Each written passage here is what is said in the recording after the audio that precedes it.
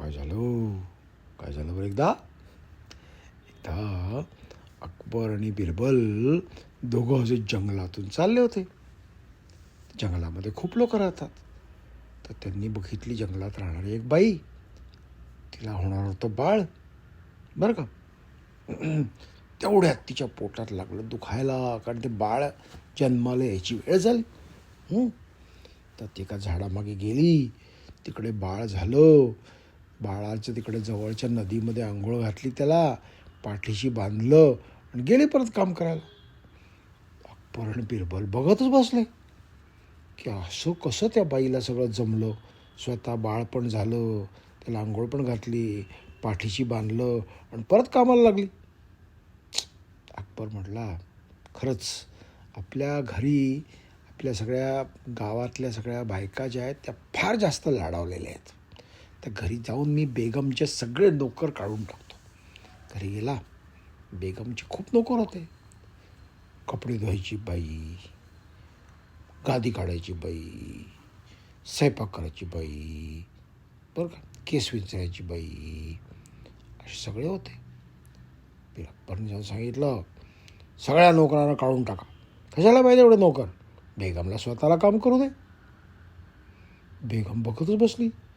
तिला नाही सवय, स्वयंपाक करायची सवय नाही, कपडे धुवायची सवय नाही, कपड्याची घड्या करायची सवय नाही, गादी काढायची सवय नाही.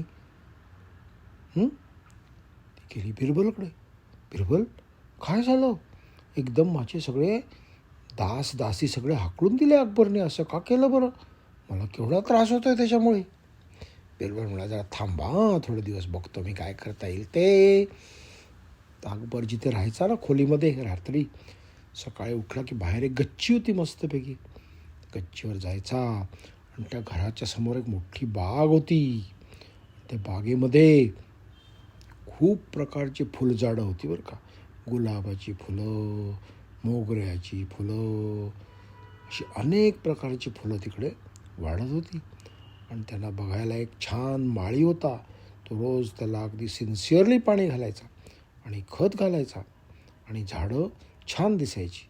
ते अकबर सकाळी उठला की ती red rose, pink rose, yellow रोज, ब्लॅक रोज असे सगळे रोजेस बघायचा. त्यांचा मस्त वास घ्यायचा आणि त्याला खूप मजा यायची. आणि मग तो दिवसभर त्याचा खूप छान जायचा बरं का.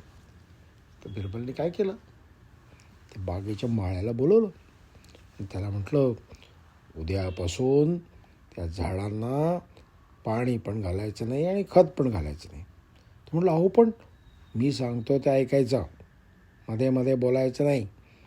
माळी मला ठीक आहे, नाही घालत. तो आपल्या घरी बसून राहायचा, काही करायचं नाही बागेसाठी. 1 दिवस गेला, 2 दिवस गेले, 3 दिवस गेले. बिरबल आपला अकबर बाहेर जायचा रोज सकाळी बघायचा.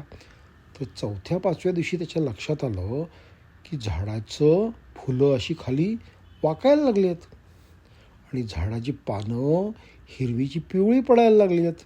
तो म्हटलं, असं का होतं झाडांना बुवा, कोणी पाणी घालत नाही का? त्यांनी माळ्याला हाक मारली, ए माळी बुवा इकडे ये. माळी बुवा आले, तू काय झाडांना पाणी घालत नाहीस?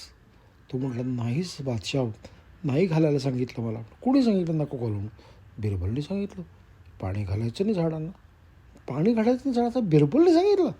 हो, बिरबलने सांगितलं, झाडांना पाणी घालायचं नाही. बर, कोण आलं तिकडे? बिरबल महाराजांना घेऊन ये, बोलवून आण. आला बिरबल. बिरबल म्हणला, अरे बिरबल, तू काय माळ्याला सांगितलंस की गुलाबाला, मोगऱ्याला, या झाडांना पाणी घालायचं नाही म्हणून? बिरबल म्हणला, हो. तो म्हटलं, अरे असं कसं करतोस तू, ती झाडं इतकी नाजूक आहेत.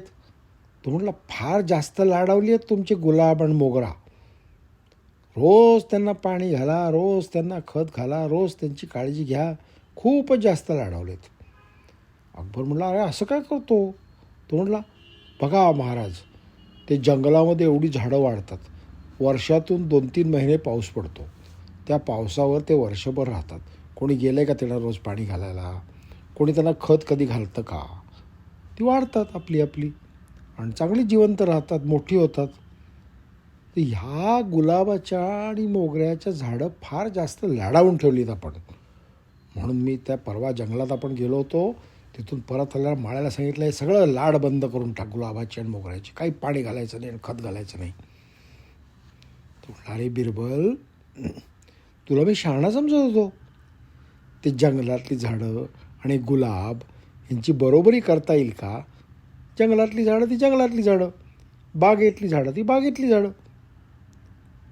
तो म्हटला, पण महाराज, जर जंगलातल्या बायका जसं काम करतात तशी जर बेगम करू शकते, तर जंगलातली झाडं करतात तसं आपली बागेची फुलं का नाही करू शकत? तेव्हा अकबरच्या डोक्यात प्रकाश पडला की आपण आपल्या बेगमला त्रास देतोय असं करून. जंगलातल्या बायका त्या जंगलातल्या बायका, त्यांना सवय असते. आणि आपली बेगम नाजूक, तिला कुठे सवय आहे? प्रिन्सेस होती ना ती, तिला कुठे सवय आहे सगळं करायची. म्हटलं, बिरबल बस बस बिरबल, मला आता कळलं. माळीबुवाला सांग उद्यापासून पाणी घालायला. आणि सगळे काढून टाकलेले जे दासी होते बेगमचे, त्या सगळ्यांना परत कामाला बोलवलं. त्यामुळे बेगम पण खुश झाली.